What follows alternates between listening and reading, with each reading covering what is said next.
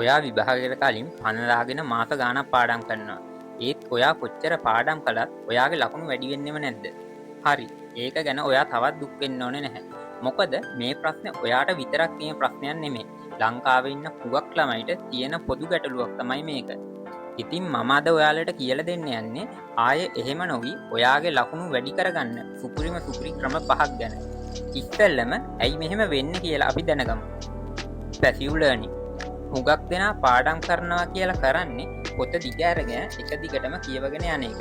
අපිට ඒ වෙලාවේ හිතෙන්නේ ඒ ඔක්කොම අපිට මතකයි කියලා. හැබැයි ඔයා එක්සෑම් එකට ගියාම තමයි තරු පේන්න පටන් ගන්න. ඔයා එහෙම කියවගෙන ගියපු මුකුත් ඔයාට මතක නැහැ කියලා ඔයාට තේරුම් යන්නේ ඒ වෙලාවට. පාස් පේපර්ස් නොකිරීම.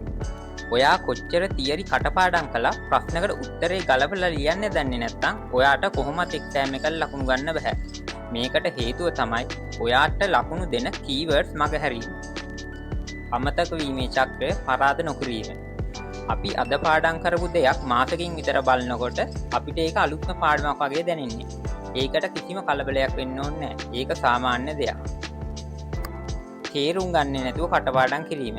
ඔයා හැමදාම පාඩම් කරනවා කියලා ගිරවදාන එක නම් කරන්නේ විභාගෙදී එක වචනයක් අමතක වුණත් ඔයාට මුළු උත්තරේම ලියා ගන්න බැරි වෙනවා. ඩිස්ට්‍රැක්ෂන්ස් වැඩිවීම. පාඩම් කරන්න ඉඩගත්තම හිත හැබැනන විසිරනවා නම් ඔයාට ඔයාගේ පාඩම් වල හරියට කරගන්න බැරි වෙනවා. හරි.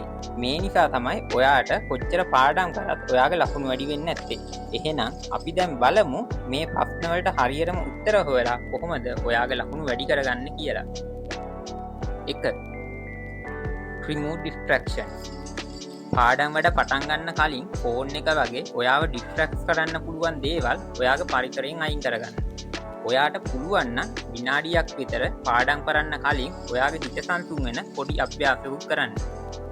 2. Active recall. මේක අපි හුඟක්ම කතා කරන මාතෘකාව. පාඩම් කරන ගමන් පොත වහලා ඔයාට මතක දේවල් කොලයක ලියන්න. නැත්නම් ඔයා තව කෙනෙක්ට උගන්වනවා වගේ හයියෙන් කියලා දෙන්න. මේකෙන් ඔයා පාඩම් කර ඉන්න අතරතුරම ඔයාට තේරුම් ගන්න පුළුවන් ඔයාට ඒ පාඩමේ තියෙන හැම දෙයක්ම හරියටම අවබෝධ වුණාද නැද්ද කියන එක. 3. පාස් පේපර්ස් කිරීම.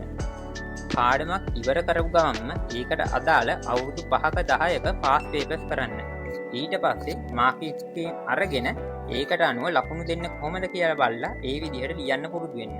මේකෙන් ඔයාට විභාගයට හරියටම ලකුණු දෙන පොයින්ට් එක තේරුම් ගන්න පුළුවන් නිසා ඔයාට ලොකු ලකුණක් එක්සෑම් එකේදී අඩු කාලෙකින් ස්කෝර් කරගන්න පුළුවන් වෙනවා.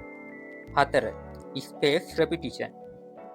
නිතර පාඩම් කරපුවා මතක් කරගන්න.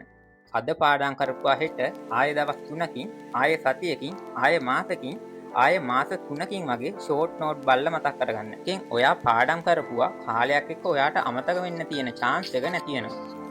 5. ලෙසන් වල කන්සෙප්ට් එක හරියට තේරුම් ගන්න. පාඩමක කන්සෙප්ට් එක ඔයා හරියට තේරුම් ගත්තා කියන්නේ එක්සෑම් එකේදී ඔයාට මොකක් හරි දෙයක් අමතක වුණත් ඔයාට ඒ ප්‍රශ්නේ භාගයකට හරි ලකුණු ගන්න හොඳ chance එකක් තියෙනවා කියන එකයි. හරි. එහෙනම් දැන් ඔයාලා අනිවාර්යෙන්ම මම මේ කියන දේ මතක තියාගන්න. එක්සෑම් එකකදී චෙක් කරන්නේ ඔයා පොත් කොට ඉස්සරහා කොච්චර පැය ගාණක් හිටියද කියන එක නෙමෙයි. ඔයා කොච්චර හොඳට එක්සෑම් එකේදී උත්තර ලියනවද කියන එක මතයි.